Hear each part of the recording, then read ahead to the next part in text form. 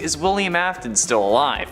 And I mean alive in like a tangible sense, considering how at the moment he is sentient code. Okay, let's do this. The main question we need to ask is what counts as being alive? Because since maybe even the first game, William has been possessed by the one you should not have killed. One of his victims that ends up possessing him rather than an animatronic. So he's survived quite a lot that would have normally killed him. The Oxford Dictionary defines being alive as, quote, living, not dead. Which I mean is fairly obvious, but I was hoping for something with a little more meat so that I could maybe find a loophole. But by the dictionary definition of alive, no, William Afton is not alive. We are vividly described his explosive death in The Man in Room 1280, the final story from the 5th Fazbear Frights book Bunny Call. But that's not why you clicked on this video. You clicked so that you could yell at me in the comments saying, of course he's alive. This video is pointless. Why did you do this? So maybe there's a way that I can get this video to 10 minutes after all. I mean, we could consider keeping the memory of someone alive being alive, since after all, Henry does his damnedest to make sure that everyone forgets what William did in the FNAF 6 ending, saying, quote, this place will not be remembered, and the memory of everything that started this can finally begin to fade away, as the agony of any tragedy should. But we know the memory doesn't fade, since even after the simulated pizzeria burns down, Fazbear Entertainment is still kicking, and still uses what William did to make profit and even strengthen their brand. Like how hotels will make their entire brand about being haunted if enough people say that it is. Like the Queen Mary or even the Farhampton Inn from How I Met Your Mother. They made a whole virtual reality game revolving around William's axe, which features an AI version of him in the form of Springtrap, not even talking about the Spirit Code version of Glitchtrap. And with the special delivery service, they are also actively shipping out recreations of Springtrap to everyone, even going so far as to make alternate versions like Toxic Springtrap, Clown Springtrap, and The Curse, which I have to admit is probably the most fitting name for the Fazbear Entertainment to give this character. But to them, it isn't a character. He's a real person, a real serial killer. That's like shipping out robotic versions of Ted Bundy or John Wayne Gacy to parents and kids. I say especially him because Clown Springtrap is definitely inspired by John Wayne Gacy, and you know, the similar target of kids. But I mean, like, how incredibly offensive would that be if a company did that in our world? They would be instantly canceled and even investigated to see if that was meant to be a warning or some kind of threat. But from what we know, nothing of the sort has happened to Fazbear Entertainment. And let's be honest, I don't think the Oxford Dictionary takes into account extreme agony possession as a contributing factor when talking about how someone is alive. So does being a sentient AI count as being alive? Well, it depends on the person and their personal definition of being alive. While sentient AI would probably be able to feel and go through some of the living process, such as emotion and whatnot, an AI, sentient or not, has no DNA. It has no cellular structure and doesn't undergo the process of cellular division and replication. It can't heal a wound. I mean, it can't really be damaged. Sentience is the capacity to be aware of feelings and sensations, not to actually be a living organism. Even if they have a body, like one of the animatronics from the games, those aren't alive, despite being aware that they're possessed. Possession isn't living, so no, still, William isn't alive. Now, the really tricky thing to determine is if possessing a living being, as William does with Vanny, would count as being alive. And for this, I feel like we need to look at DID. Dissociative Identity Disorder, formerly known as Multiple Personality Disorder, is a mental health condition. People with DID have 2 or more separate personalities, and these personalities control their behavior at different times. Each identity has its own personal history, traits, likes, and dislikes. Now, I do not experience this or know anyone who does, so if I say something or I get something wrong, I apologize in advance. But this is probably the closest thing we can really get to having a real-world equivalent to what is going on with Vanny and William, since there are now 2 personalities inside of Vanny, who each control their own behavior at different times, as we learn in the FNAF AR emails, where Vanessa will go from googling torture and how to to induce compliance in human subjects to help and the migration pattern of bees in seemingly no time, literally searching up flowers one day and how far a human being can be cut in half before losing consciousness the next. This seems to be similar to how DID has been documented and described by those who live with it. I mean, I don't mean like the evil part, I mean the split part and the losing time part, at least from what I've read online, which is probably not perfectly accurate. So while these personalities aren't born from the same mind, they certainly share the same space. Both personalities though, while not having separate bodies, would be considered alive since they have DNA and experience cell division and replication, even if it's not all the time. So in that way, William is considered alive while present in Vanny's mind, but not alive as his coded form of glitch trap, or even if he ends up transferring his code into a robot at the end of Security Breach, as has been hinted at with the arm in the end of the gameplay trailer. How dangerous would William Afton be? Well, going by real world standards, it's difficult to say, since obviously this isn't the world of Five Nights at Freddy's, and I wasn't alive in the 80s when the original killings take place. However, if William did not have access to the technology that he does in the games, he would probably have done significantly less damage. Firstly, his children probably wouldn't have perished, since they both died due to animatronics that were way outside the norm.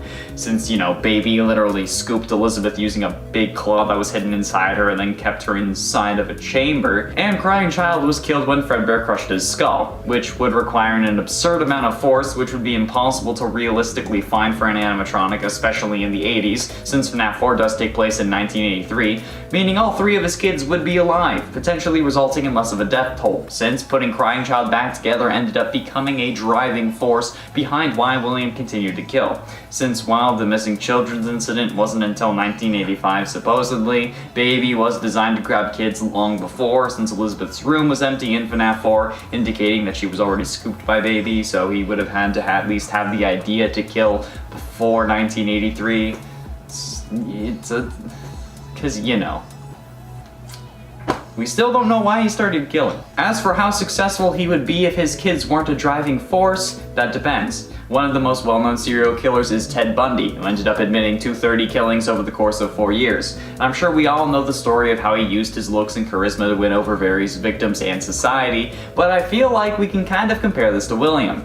He is in essence doing the same thing, using that Bonnie suit to win over his victims and lure them to the back room when he would then take their life. He was also able to avoid the cops despite being arrested, like we learned from the newspaper clippings in FNAF 1, because he was arrested but released due to the bodies never being found, even though animatronics were leaking mucus and blood. So needless to say, while yes he would be limited with technology, he would still be able to kill, but I guess in the old-fashioned way, which sounds absolutely horrible. However, what would the cops have done? I feel like they wouldn't have been as bad as the cops from the FNAF universe. Like, the cops in our world wouldn't have been as bad. But I mean, I don't really know. Like, the suits ended up leaking mucus and blood, and it was definitely reported to the police. Again, as we see in the newspaper clippings from FNAF 1, the parents who called it in even akin to the animatronics to reanimated carcasses. Which, I mean, does make sense given that they were possessed, but even in our world, if someone called that in, I feel like there would be an investigation. And while the animatronics wouldn't have been possessed in our world, since like I've said before, possession isn't real, but if there is an ongoing investigation or even a closed investigation where bodies were not located, and then there are things in the investigated establishment that are leaking blood, I think that calls for the case to be reopened, or at least someone to go check it out. Somehow though, they either didn't investigate or they did but didn't find a body inside the animatronic, which is highly unlikely because, you know, there would still at least be bones, so I'm pretty sure that they just didn't investigate. However, I'd like to think that in our world they would have been investigated and found the bodies, thus resulting in William being arrested, convicted, and only the original 6 victims having died. Nobody else would have died, and William would have been arrested. At least, I think he would. Obviously, I can't predict the jury, and I can't predict how the verdict would have happened, since, you know, Ted Bundy was also arrested, and he had a trial but managed to evade police for ages, so who knows at this point? There we have it, friends. How dangerous would William Afton be? Not as dangerous, hopefully, since he wouldn't have access to the same technology that he would have in his universe, and hopefully our cops would have been more competent. I'm still mad about those. What other questions should I answer, be it FNAF related or gaming related in general? Be sure you let me know down in the comments. I'm definitely thinking maybe something along the lines of why the doors don't work properly. Okay, not really, but like, you have to admit, the doors make no sense. I don't care if you say, oh, it's electromagnets. No, that's not how they work. They require electricity to actually, like, magnetize things. So it would be the opposite. If they had power, the doors would be up. So, like, my point still stands. And then everyone's like, oh, it's for safety so you don't get locked in. That room would have a window. It would have a window out back. So you could escape if there was a fire. I'm pretty sure that's required by law. That there would have to be a window there. So why don't the doors work? I don't know. Honestly, I can't answer that question because I would just rant the whole time and it would just be a 20-minute video of me ranting. But honestly, it feels like that's something that you guys enjoy because you're still here watching this part, at least I hope, at the very least. We know that the FNAF multiverse is a thing. Hell, it was the topic of a previous video. But what if instead of us being in the FNAF world, Afton somehow managed to get into our world? Well, he might have already done it. And the implications of such are what we're exploring today. So, in the words of Rhett and Link, let's talk about that. This idea came to me thanks to the Freddy and Friends On Tour episode 4 glitches that ended up revealing glitch trap when you assembled them like a puzzle, which I found out on my own despite people in the comments claiming someone on Reddit already did it. I couldn't find the post when I saw these comments, okay, so in my mind, I did it first. Anyways, this made me think about just what abilities Glitchtrap could have now that he's sentient code that can apparently possess people who put on a VR headset, and honestly, I think with that ability to possess people as code, not even as a spirit, just as code, makes him literally able to do anything. But if we want to keep at least some element of realism, we can say that he can possess people, but he would have to return to the game. He couldn't go directly from a person to something else, which would kind of make sense. Now, how could Glitchtrap operate post FNAF VR and prior to the release of Security Breach, since this theory doesn't really involve that game?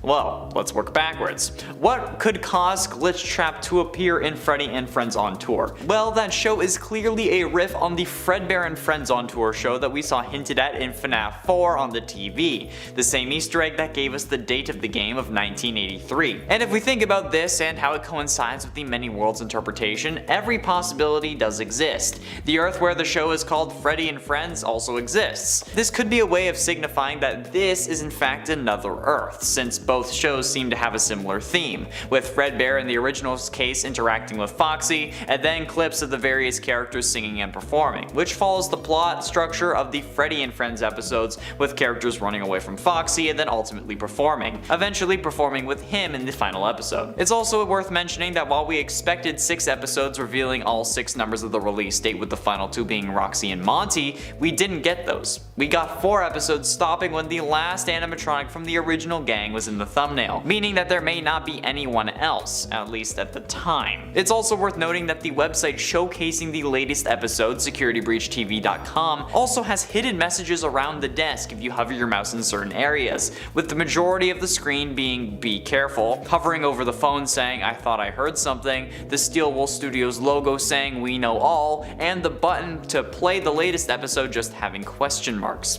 These are things that remind me of how psychic friend Fredbear would speak to us in the minigames for FNAF 4, only further solidifying the FNAF 4 connection. And you know, since I said it, I have to do it. He's here, he's there, he's everywhere. Who are you gonna call? Psychic friend Fredbear.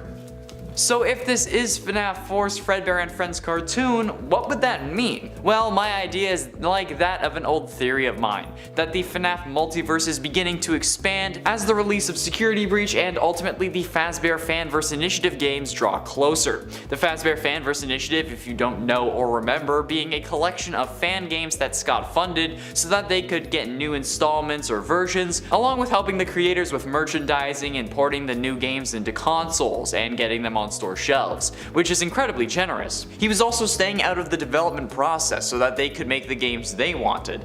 The games included our Five Nights at Candy's 4, the Joy of Creation Ignited Collection, Pop Goes Evergreen, One Night at Flumpty's 3, and Five Nights at Freddy's Plus, which is a reimagining of the original FNAF game. Which is where I'm guessing this universe's timeline starts or builds off of, considering how Five Nights at Candy's relies on the FNAF story for its own story. The most notable one for me, personally, out of all of these games is the Joy of Creation, and those of you familiar with the game may already know why. In the Joy of Creation, you play as Scott Cawthon and his family as they try and survive real-life FNAF animatronics, known as the Ignited animatronics. These are drawn to the house thanks to another character coming from the games, Michael. And since that game takes place in our world, in the real world, I think the groundwork is being laid for that story now. This game specifically needs to be remade since the assets that were used in the original were copywritten and found in the Steam library, etc. So they have to remake all the assets already. So remaking the story so Scott doesn't quit after FNAF 2 and instead retires before security breach is entirely in the cards. This game is also the outlier, the one that takes place in a world where FNAF is a game and not real, unlike Five Nights at Candy's. So making the world that game takes place in be this world would also be astounding for marketing. Scott retiring may not have actually been because he's tired of making games that aren't for his kids, or because of the whole donating to anti-LGBTQ+ politicians. It could have been pre-planned, and Scott used his cancellation as a way to get more eyes on his retirement. Since the story revolves around Scott retiring, and he now has, it's entirely possible that this game gets updated to involve this drama, especially because the animatronics and Michael will need a way to get out of the games. But how could they do that? It's extremely unrealistic, right? Like, how could game code suddenly break out of their game into our world and become sentient? You see where I'm going with this? Glitchtrap. He is the reason. He's the key to how this story could realistically, albeit somewhat unrealistically, work. Glitchtrap being sentient code from the main FNAF universe could use his control over the games and code to basically pull these characters out and put them into real endoskeletons or microchips and send them after Scott. And he could be testing these abilities, hence why Freddy and Friends is different to Fredbear and Friends, because he can't pull things over perfectly, which in turn would help explain the ignited forms of the animatronics.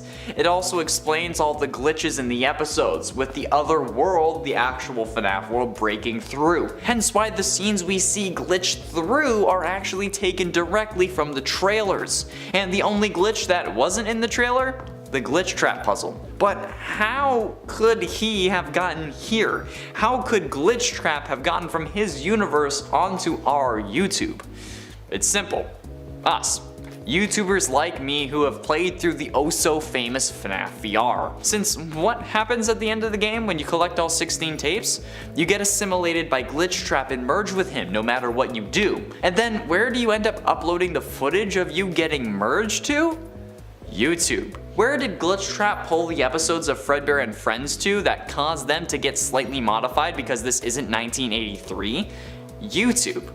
We, as the player of FNAF VR, and then the YouTubers uploading the gameplay, managed to get Glitchtrap onto our YouTube, and as such, he is now able to be the link between the universes, letting Joy of Creation Ignited Collection to be updated and based on our real world.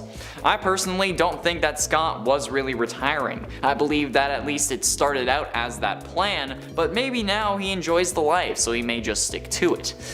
Who knows? Well, only Scott. And Scott Cawthon isn't known for talking clearly. What if William Afton was in Poppy Playtime Chapter 2?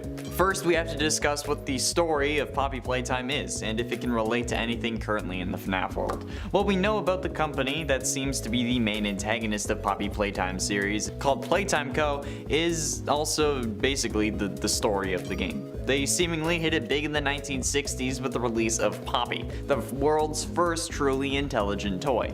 This Poppy doll put them on the map, marking them as the king of toys until dolls fell out of style in the late 70s, causing Playtime Co. to have to update their repertoire and come out with newer toys like Huggy Wuggy and Candy Cat, among others.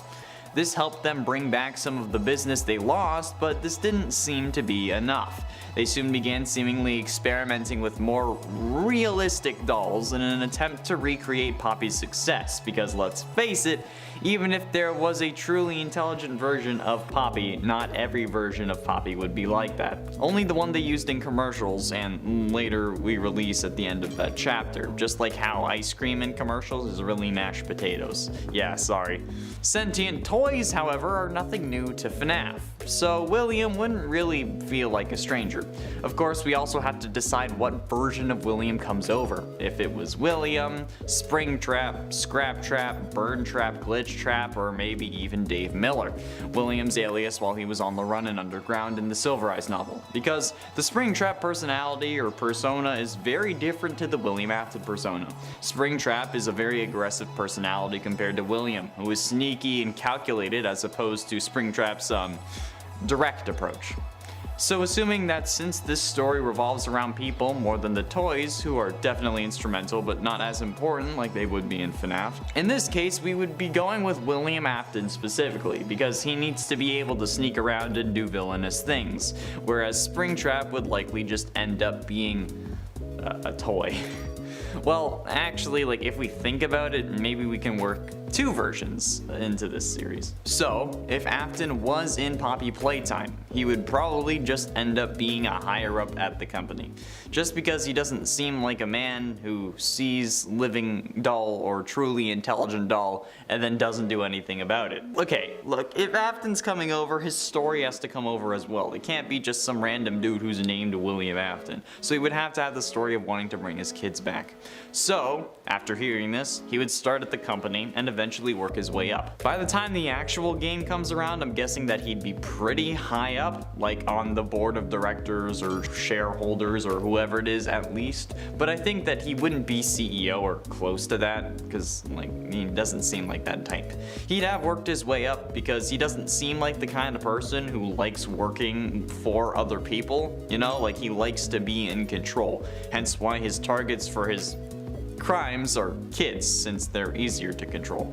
So he'd be a higher up at the company, and not the top because he wouldn't want all that attention, and it would probably have been his idea to try and recreate the success of Poppy with new toys, since his goal of bringing his children, or at least the crying one, back would kind of still need to be there for this character to make sense. Like I was explaining earlier, he kind of need to have that, otherwise it's not William, it's just some guy. Although everything associated with the pizzeria in his story could just be a separate entity within the Poppy Playtime world. As a reasonable extension of William being the one who suggests these experiments, I'm also going to be guessing he's the one conducting them, since if nobody can do it right, you gotta do it yourself when it comes to creating human toys. That sounds weird. This then leads him to create Experiment 1006 that then escapes, like we see during the events of Poppy Playtime Chapter 1. So Afton's voice would be the one that we heard on the tapes. This would probably mean that he's actually dead, because, you know. But no. So instead, since he knew about the risks, he would take those into consideration and would probably have a backup plan if anyone or anything ended up going haywire. Probably something that turned himself into a toy or something similar to give him enhanced strength and stamina, as well as just keep him alive longer.